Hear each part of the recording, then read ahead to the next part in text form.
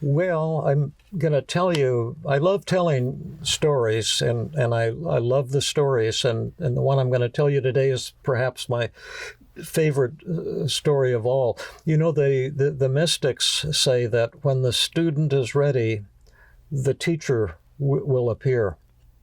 And my teacher appeared one day when I was in the kitchen, and he came to the back door of our house. And he was a little cat named Obie. And you may have seen him in the background. This is my little Obie, and he's going to be with me right here in my lap while I tell you a little bit about him. My wife and I used to be a dog person. My wife converted me to a cat person. I hated cats because they're so narcissistic and independent. And dogs will just come up and slobber on you at the drop of a hat. And I'm very narcissistic, so cats threatened me in that way. But then my wife absolutely converted me, and we had just adopted two beautiful little cats, Happy and Popcorn, from the Humane Society.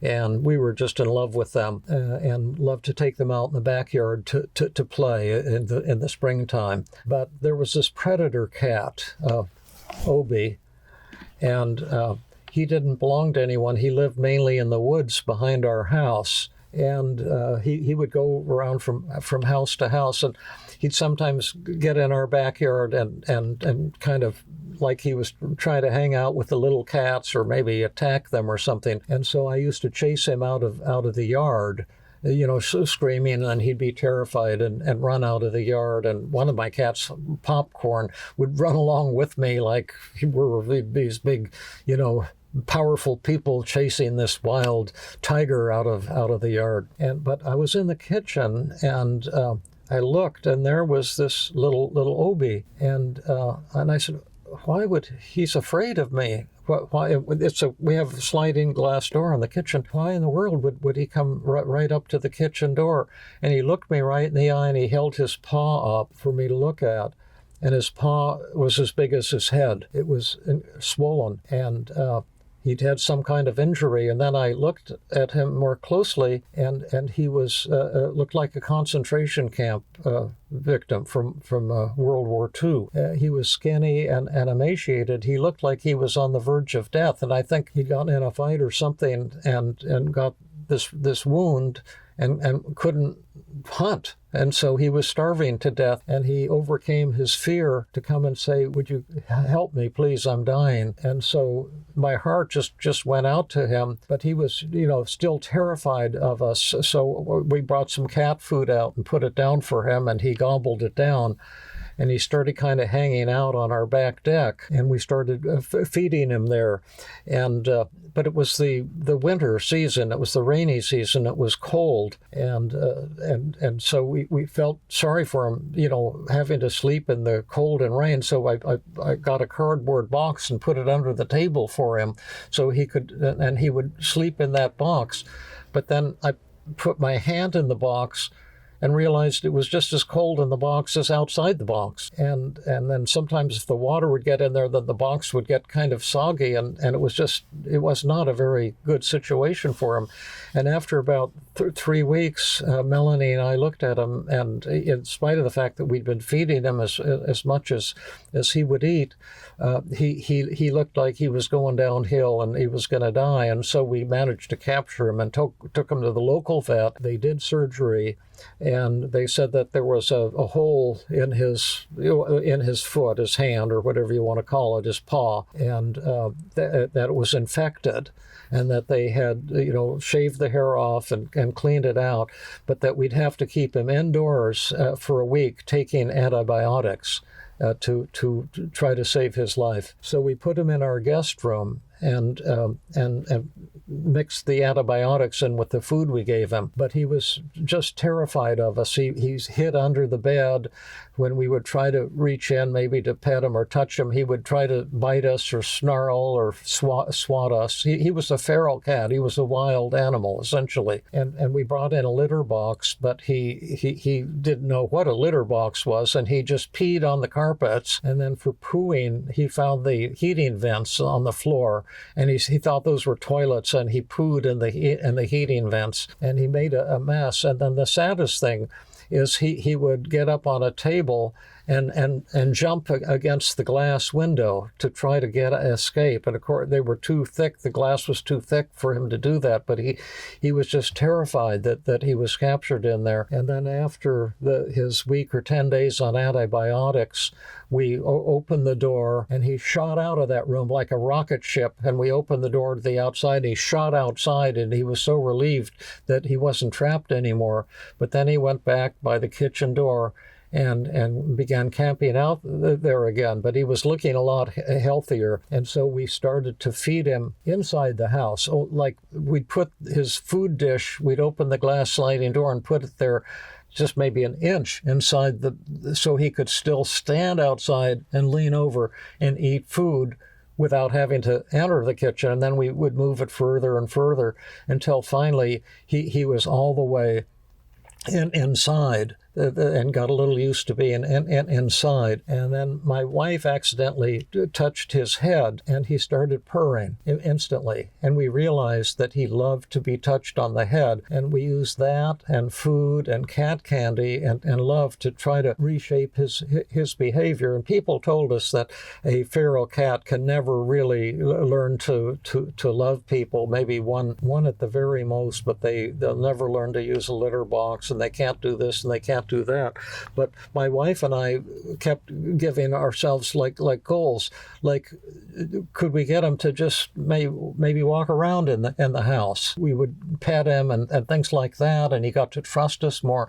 But it was still touch and go because my wife on impulse picked him up to hug him, and he bit her very heavily on the cheek, and that frightened her a lot. But little by little, he overcame his fears, and then we said, could he ever get up on our laps? Would he ever trust us to that extent?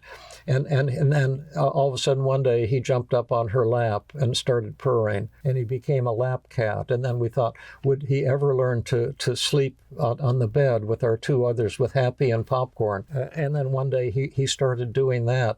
And we just fell in love with him, and he fell in love with us too. And he became like a gentleman. Like he had to go out every day and hunt because he was still a feral animal. That's what he was in his blood. And he preferred to go to the bathroom outdoors, although he did learn to use the litter box some of the time. He just loved us, and when he would hunt, and it was kind of disgusting to us, but he would bring back a dead rabbit or bird or something, but he would bring it back for Happy and Popcorn as a gift to them, to show them that he loved them and he wasn't going to be a threat to them. And when we fed the three of them together, he would always stand at the side and let them eat first. And when they were done, then he would go. He was very thoughtful that way. And he and I became the best friends in the world. And he became like a puppy dog. And when I was go outside, he wanted to come with me, and he would follow me like a dog. And he wanted all the neighbors to see. I'd take him out walking, that he was my cat. And he'd stop every couple feet and go over, roll over on his back so I could pet his tummy. He just loved it. He loved me, and I loved him.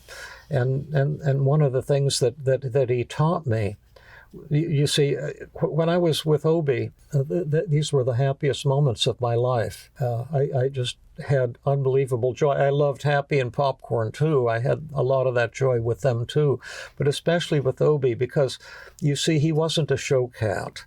He was just an abandoned or a feral cat. And when he came to us, he had fleas and ticks and scars from fights that he'd been in. He had worms.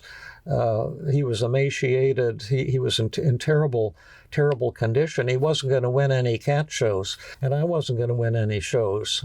But just being with him was the greatest joy in my life. And when I would go out of town to do a workshop, I would miss him so much in the plane. And I told myself, remember to spend quality time with Obie, because he won't be there forever. You won't be there forever. And remember how much he loves you, and really spend quality time with him. So I always did that. I spent so much quality time with him, and that's what he taught me. It was a simple thing. Was that you don't have to have a lot of money or a lot of this or a lot of that to feel great joy, to feel that life is a worthwhile, wonderful experience. And I'll always be grateful that he taught me that. He taught me that when you no longer have to be special, because he wasn't special and I wasn't special, when you no longer have to be special, that's when life becomes special. And that was the greatest lesson, I think, that I learned in my life. And one day, I have a lot of other stories, but just to keep it a little on the shorter side, I'll just bring it to closure. One other thing I've just got to tell you. At night, he would get up on my chest, and I'd start petting him. In the middle of the night, he'd wake me up and get on my chest, and then he would get excited, so excited that he would start drooling like crazy. And then he would shake his head like this, and it was like being in a drool shower. And unless you're a cat lover, you can't know how awesome it is to be in a drool shower. And the one thing that I never, figured out was he was really literally in love with me, I think, because after I'd go jogging and I'd come back and I have the same kind of white jogging socks on now, but they'd be all kind of sweaty, and I'd take my shoes off, and then he would try to hump my foot. He would smell it. He got all excited. And that was the moral quandary. I never knew what to do. But at any rate, he would go out hunting every night at 4 a.m. He would get off the bed and go over and scratch, so I'd get out of bed and let him out, and then he'd go hunting. And he came back promptly at 6. He'd scratch on our bedroom screen door, and then I'd let him back in. He'd come back up and get on the bed again. And one day, Melanie said he didn't come back yet, David, and it was like 6:30, and I knew he was gone, and we looked for him, but I knew we would never find him. It was very sad. We have a mountain lion behind our house. It's in the hills. It moves around, but it gets into the yards of our neighbors. It ate one of their pet goats, actually, of a house just two doors away. And I suspect that's probably what happened to poor Obie, my best friend, but I'll never forget him. And what he taught me is something that I'm hoping to teach you, and what I've tried to teach all of my patients is how to find that joy that you don't have to earn by being special. When you give up the idea that you're special, life can become pretty darn incredible.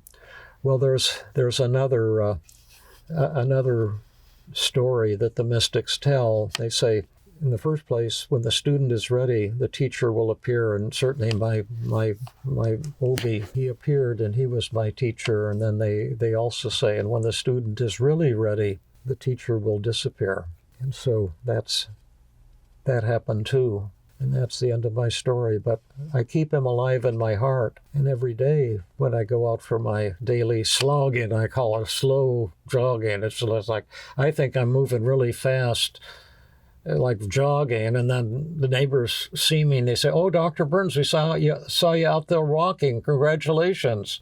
And I'm thinking, God damn it, I wasn't walking, I was effing jogging. But not a single person has ever said, "I saw you jogging." Everyone says, "I saw you walking." Even the mailman came to the door with the mail and said, "Oh, doctor, I saw you out there walking. Good for you."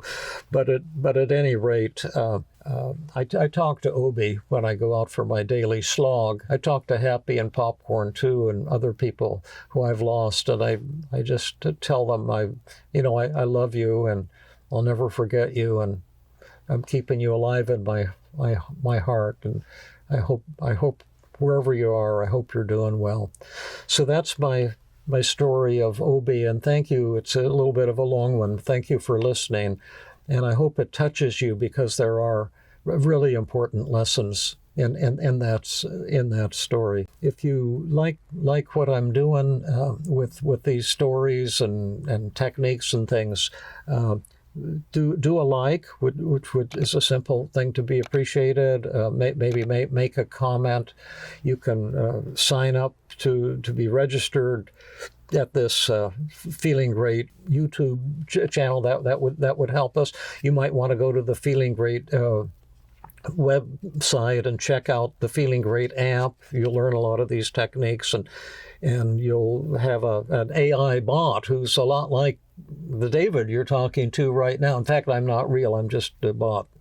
And talking to you and teaching you a lot of these same techniques. It's inexpensive, and if you can take a free ride and see if you like it. And if you like it and can't afford it, we'll give it to you for free. And also, you can go to my website, feelinggood.com, and there's the Feeling Good podcast and tons of free resources for you. I'm committed to you and to helping you change the way you think and feel, so you can transform your sorrow, your tears, into joy and into laughter.